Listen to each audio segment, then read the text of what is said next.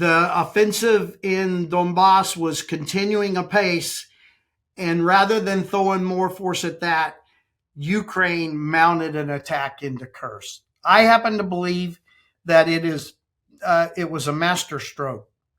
It will absolutely change the dynamic of any peace talks coming up.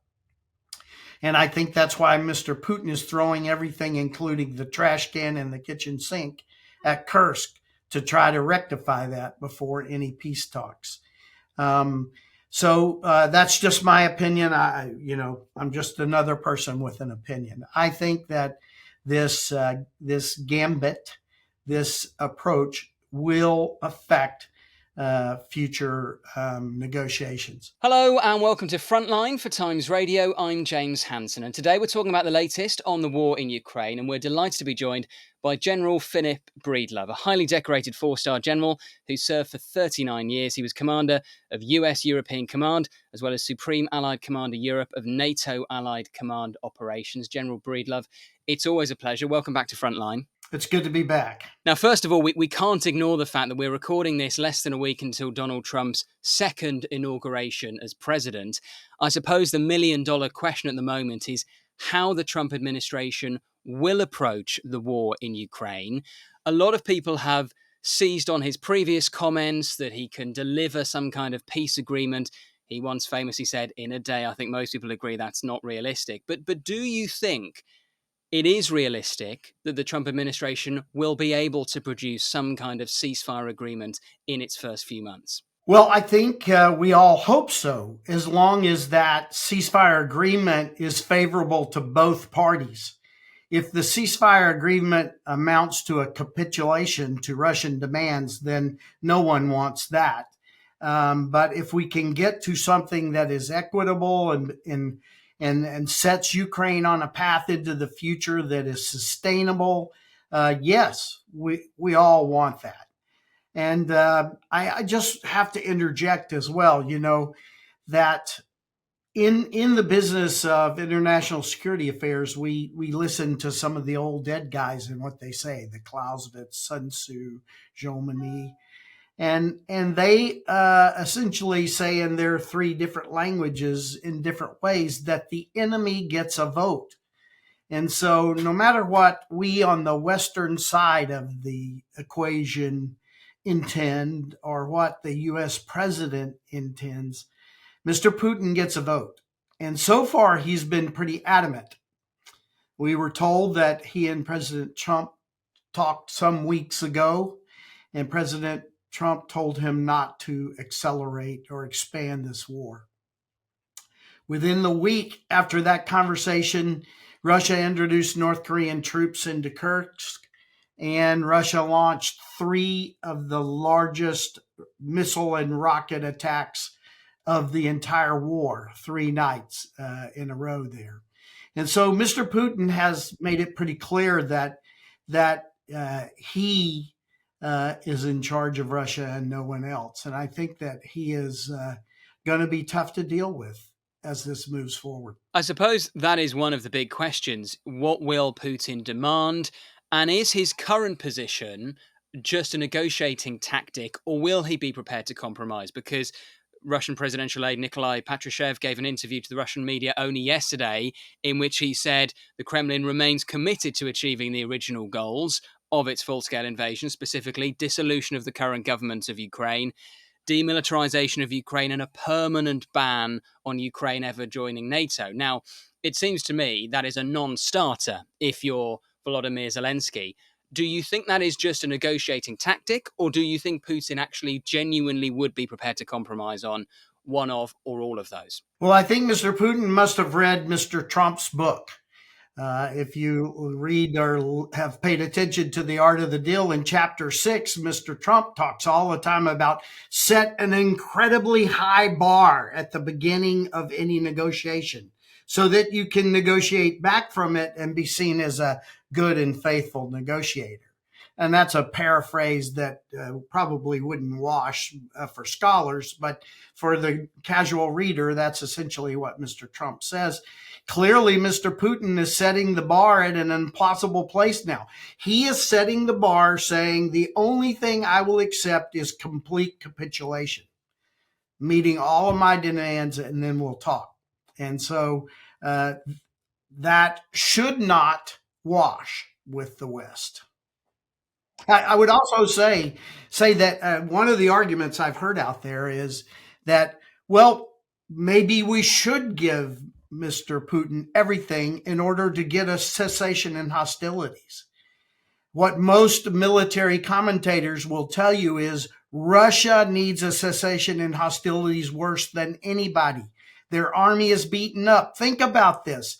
A portion of Russia has been taken over by Ukraine, and Russia can't dislodge them. They have to ask North Korea to come help them to clear Ukrainians out of sovereign Russian lands. That's how bad it is for Mr. Putin right now. Well, that's a really good point. And I wanted to put to you, General, that the argument that some people make that actually now is not the time to hold peace talks, because let's say towards the end of 2025, the conditions for peace talks would be maybe much more favourable to Ukraine. Now, clearly, everyone wants this war to end as quickly as possible. You know, far too many lives have been lost on all sides. But given the state of the Russian economy, given the Russian casualty rate, given, as you say, Ukraine occupy parts of Kursk Oblast and are making new offensive operations in the last week or so, maybe now is not the time to be having any peace negotiations, and Ukraine would be better served by having them towards the end of the year.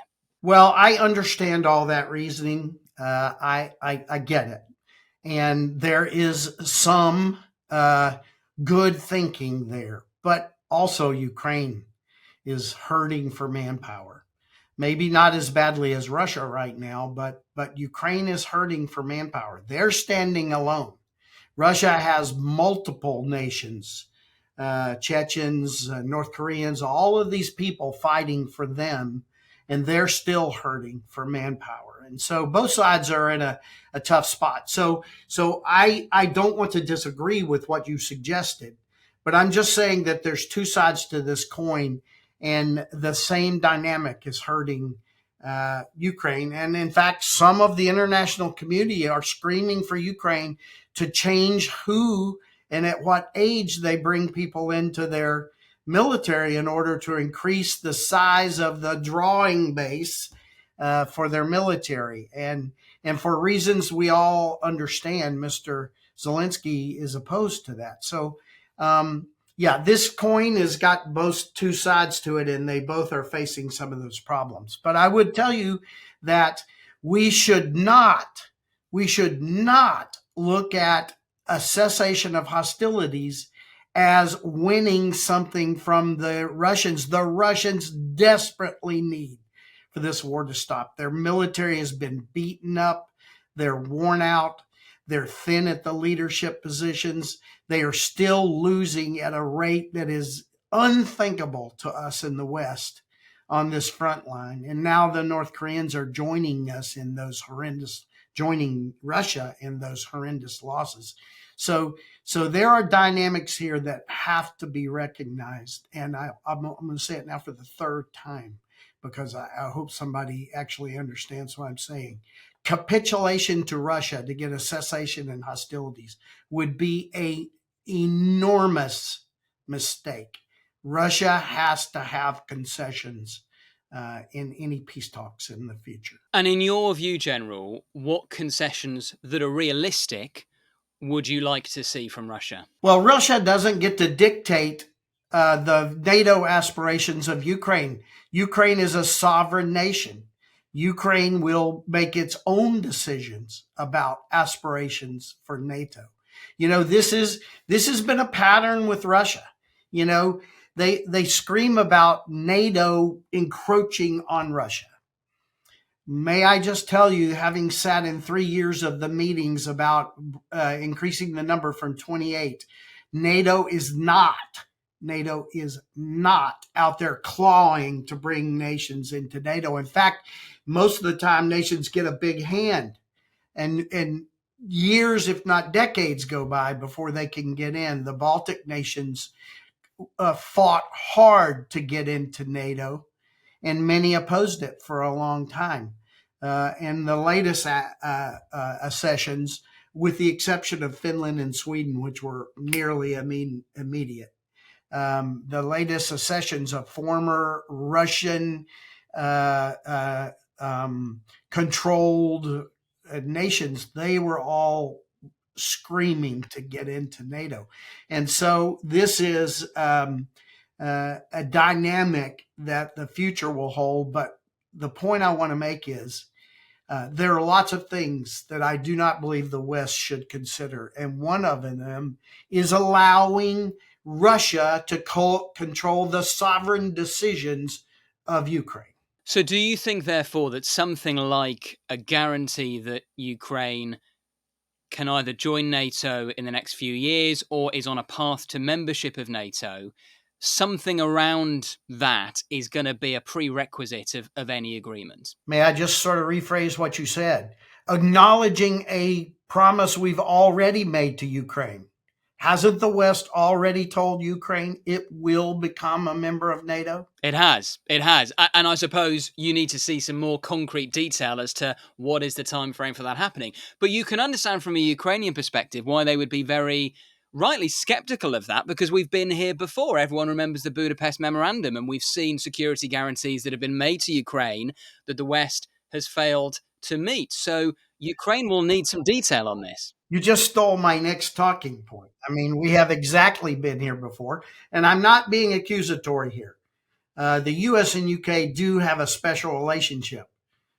The US and UK both have fallen down in their promises in the Budapest Memorandum. I would say my nation more than the UK, but the fact of the matter is there were 4 signatories. The US and the UK were 2 of them. And we have, let's be generous, we have underperformed in our assurances made in the Budapest Memorandum. Something I have thought a lot about in recent weeks is whether part of Donald Trump's skepticism about military aid for Ukraine is linked to his general view that for too long Europe has been freeloading off American largesse when it comes to defense spending. And he is right to say that many NATO members have not been meeting their defense spending commitments. He gave a speech last week in which he said it should be 5% of GDP. I think that's unrealistic for most countries, but he's certainly right they need to increase the amount they're spending on defense because Europe is most at risk from Russian expansionism. So if NATO members in Europe were prepared to make bolder commitments around their own defense spending, do you think that might change the way Trump views American support for Ukraine? I think the easy answer is yes, and I think it is the answer. I think that President Trump now actually is happy about the fact that he stirred the pot so hard in his first administration that NATO has come around. In a large degree, we have made huge progress, and that progress has accelerated as it became clear that President Trump could be the president again towards meeting the current set of goals. And so I think that, Chapter 6, set the bar high, negotiate from the bar. I think that Mr. Trump wants to see NATO do more. It would be good if everybody used the same set of words. This is not about countries paying NATO. They don't pay NATO. It's Article 3 investing in their own military is what we're talking about. And so, yes, I think that that a further renaissance about the need and the reasoning for European investment is very clear. And the good news is Mr. Putin is helping that every day with this illegal, immoral, insane war that he cranked up on his own volition.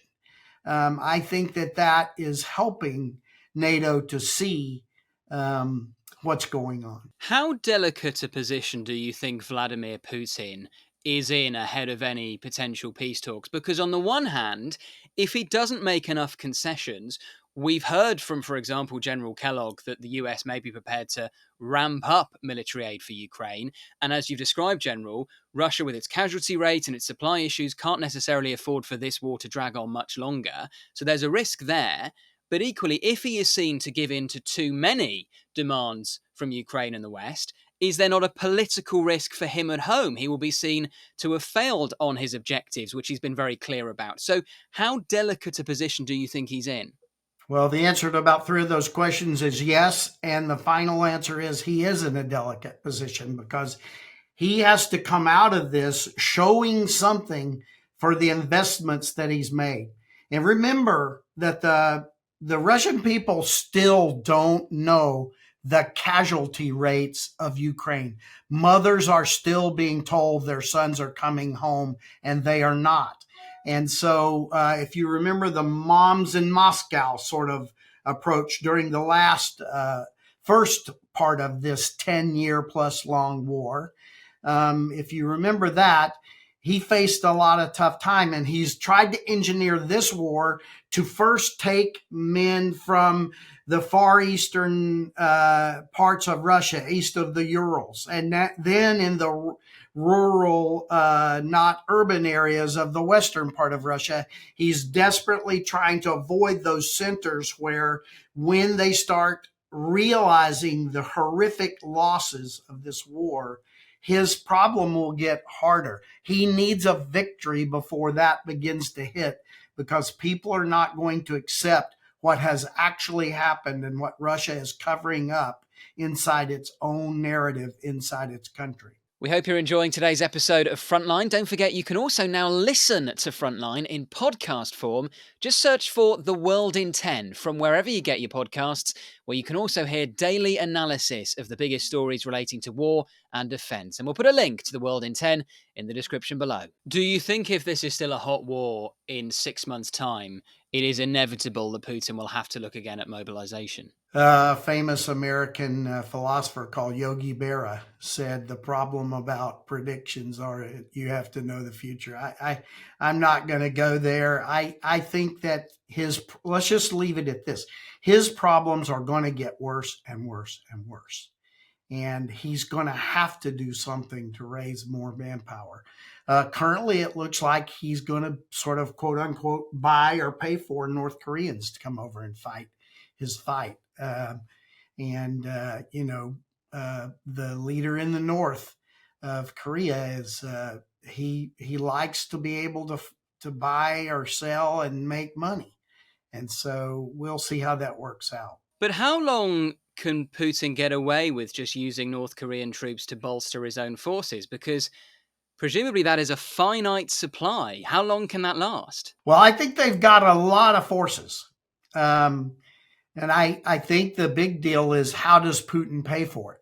There's a lot of speculation now. Is it cash? Is it barter for other things? Is it Russia providing missile technology to North Korea, which not only can pay for things, but exacerbates the West's problem in the Far East and all our allies there, the problems of a capable missile force in North Korea. That's not something that will be helpful to all of us. In terms of framing an argument to President Trump about why continued support for Ukraine matters, do you think his advisors, those who are very supportive of Ukraine, should focus on how it would embolden China were Putin to be seen to get a win out of the war in Ukraine? Because a lot of people say actually Donald Trump's primary foreign policy objective is to contain China. Do you think that's the language that would be more persuasive to him? I think there's a different language, but let me address that one first. I'm asked often when we start talking about policies around the world, do we have a policy for Taiwan? Do we have a policy vis-a-vis North Korea and the armistice on the peninsula? Do we have a policy towards China? Do we have a policy towards Iran? And I answer it all the same way. Most of these things, you can Google them and you can read the policy. One one country, two systems, blah, blah. Oh, we have all these policies that are out there. But I tell people, what did your mother tell you when you were a young man or a young woman? Your mother would tell you, I'm sure, what mine told me, and that is people are not going to care what you say. They're going to care what you do and watch what you do. So we have all these written and audible commitments around the world that are out there. You can Google. But all of those people, North Korea, China, Russia, Iran, they are watching what the West and watching specifically what the United States is doing. Our China policy, our North Korea policy, our Iran policy are all being written every day in Ukraine. What the West's commitments are worth and what the United States commitments are worth are being written every day in Ukraine.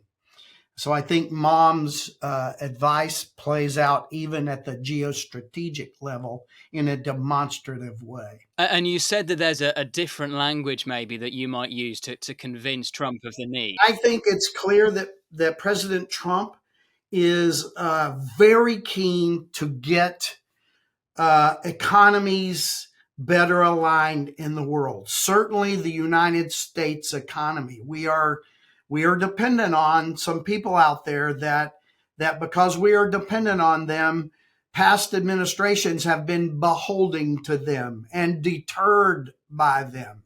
And so we need to have more autonomy and we need to have more strength in the American economy.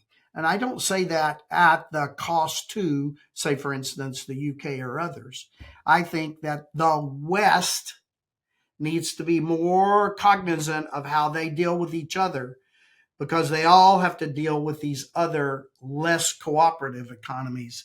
And I think that if we were to help leaders in the next administration to understand what's important about the economical impact of a fallen Ukraine, a Ukraine that comes once again under the control of Russia and is raped and pillaged and poorly managed and et cetera, like the current economy of Russia. This would be bad for Western trade and economy, and it would be bad for U.S. trade and economy. I think as the Trump team better understands that this is more than a squabble about who's paying what for what in Europe, I think that's a way to approach the Trump administration because he is keen to get economics in a better position in this world. And I think he understands what Marty Dempsey, the former chairman of the Joint Chiefs, once said when he was asked, what is the greatest enemy to our U.S. military force? Marty Dempsey said very smartly, he said the U.S. deficit is the number one enemy to the U.S. military force. And so I think that an administration, a Trump administration that understands how these economies are linked to the strength of a nation and how we have to get after that. I think that's a way to start a good conversation with the upcoming administration. And of course, there is so much discussion at the moment about potential peace talks. It's easy to forget the fact that this is still very much a live war and we may be several months away from any peace talks happening. So in that meantime, what more would you like to see Ukraine's Western allies doing to support Ukraine? I'm a broken record. You could probably look at your last show and you'll remember these words. We need to give Ukraine the ability to increase the cost on Russia in this war. And the first thing I would recommend is a change of Western policy whereby Ukraine can use Western weapons to strike into Russia. Russia now enjoys this huge place of safety all around Ukraine because we in the West To a large degree, there are fractures in the policy now, but to a large degree, we do not allow Ukraine to fire into Russia. We allow Russia to fire into Ukraine hundreds of times every week, sometimes 70, 80 times a night. We allow Russia to fire in and fire in and fire in from all points along the globe using kit from Iran, China, everybody else. There's no restrictions on Russia. Have at it. Pound Ukraine. But we don't allow Ukraine to return fire, and that policy has to change. And why do you think it is, General, that Western leaders still have not done that? I hear the hesitation they have about escalation, but Putin's threats of escalation have been proved to be a bluff, have they not? I mean, we now have a situation where Ukraine has literally invaded part of Russia, and we have not had some ridiculous retaliation from Putin. So surely that's been shown to be a complete bluff. Well, I couldn't agree with your line of thought more. I would just interject to say that we in the West, to this point, have been completely deterred by Russia. I'm not sure if you've ever heard the term reflexive control. It's something that you should do a little research on, and then let's have a whole new conversation. But Russia's propaganda, Russia's war of words is the most successful weapon and campaign that Russia has had with the West because we are deterred. In large, Western leaders do not have the moral courage nor the intellectual capability to consider a defeated Russia. They just won't go there because they are worried about what you just talked about. And so they are deterred. The reflexive control campaign of Russia is working magnificent for them in its ability to limit Western response, where they are allowed to do anything, the horrendous things we've seen in Bucha, the horrendous things we've seen in Mariupol, all of these just horrid things that Russia does in this war. We just move on from it and like, wait a minute, we're not, we can't go there because we're afraid of this war escalating. And so we have to get past that. We have to get past the frozen response based on Russian reflexive control. And I mentioned what's been happening in Kursk, not just since August, but even in the last week or so, Ukraine ramping up offensive operations there. Do you think they're right to do that? And do you see that as part of them laying the groundwork ahead of potential peace talks? It was a huge decision. Some people would call it a gamble. I don't call it that. That the offensive in Donbas was continuing apace, and rather than throwing more force at that, Ukraine mounted an attack into Kursk. I happen to believe that it was a masterstroke. It will absolutely change the dynamic of any peace talks coming up.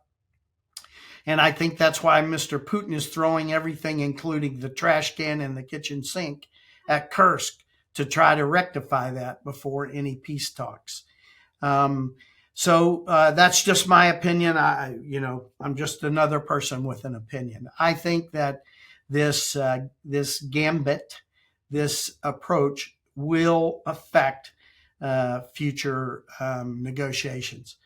And I think that who you believe, I don't know who you believe, but people I'm reading now that are not the people who are tied to political positions, but just analysts of the war, they are saying that the Russian offensive in Donbas is nearly ground to a halt. Lots of reporting along those lines. And so if that's the case and that comes to a halt and Ukraine is still sitting in Kursk, then it appears that this was a masterful decision by Ukraine. And just finally, General, are you an optimist for what 2025 will mean for Ukraine? No, I'm a realist. And I think that there's a lot of hard times to come yet before this all plays out.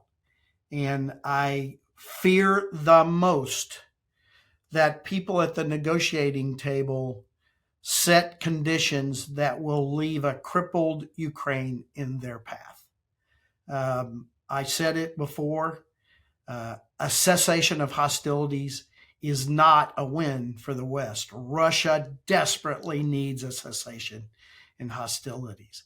And we need to go into these negotiations wide-eyed about what Russia must give up.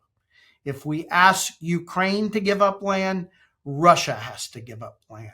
These negotiations need to be done from a position of Western and Ukraine strength so that the results at the table reflect both sides contributing to the future peace, not a capitulation by one side. General Breedlove, we always appreciate your insights and your expertise. Thank you so much for joining us once again on Frontline. Thank you. Thank you for watching today's episode of Frontline. For early access to our videos, member-only Q&As and live streams, then sign up for a membership via the link in the description. And for the latest news and breaking stories, listen to Times Radio and follow us at thetimes.com.